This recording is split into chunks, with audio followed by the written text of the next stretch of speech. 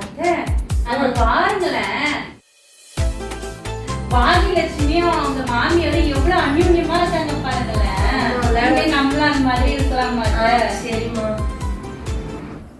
கமலாமா வாங்க வாங்க. நீமா கொஞ்சம் போய் தண்ணி கொண்டு போமா.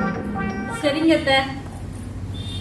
கமலாமா என்ன பேசுறீங்க ரெண்டு பேரும்? நீ மருமகளா? அதுவா, அது ஒண்ணும் இல்ல.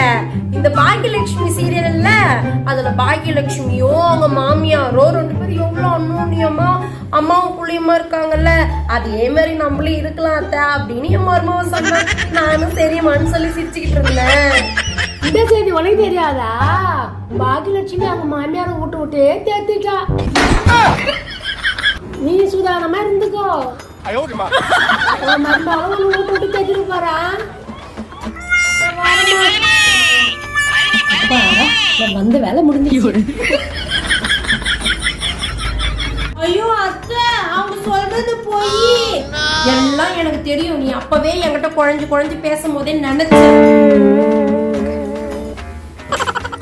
பாக்கியலட்சுமி ஒண்ணும் துரத்தல, அவங்க தான் அவங்க புள்ள வீட்டுல போய் தங்கி இருக்கிறாங்க.